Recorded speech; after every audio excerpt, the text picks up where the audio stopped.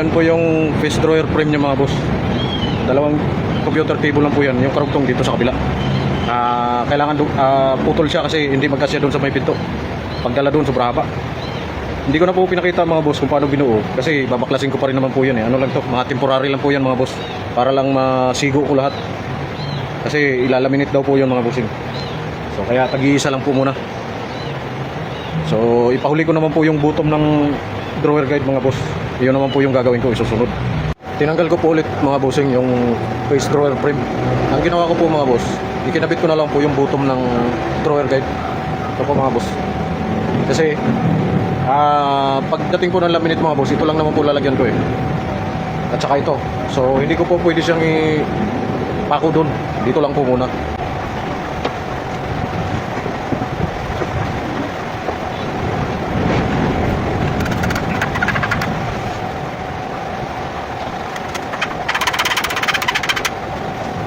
Yung drawer box po namin ng counter table mga bossing, naka-standard lang po kami sa 10cm.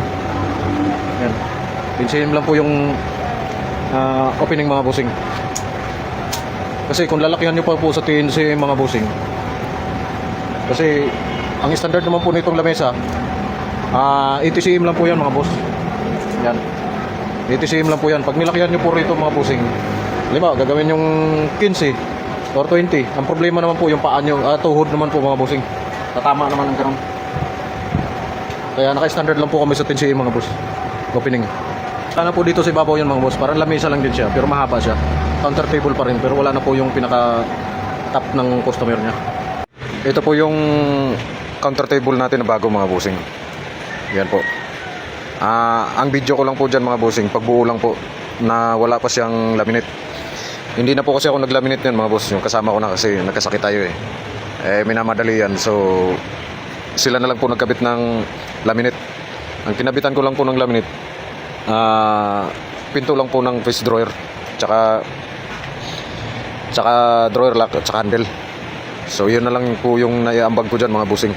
Mahaba po yan, pero putol po yan. Doon na lang po pagdidikitin yan mga bossing. So wala na po akong video dyan mga boss pagkabit ng ito sa face drawer at saka sa lock.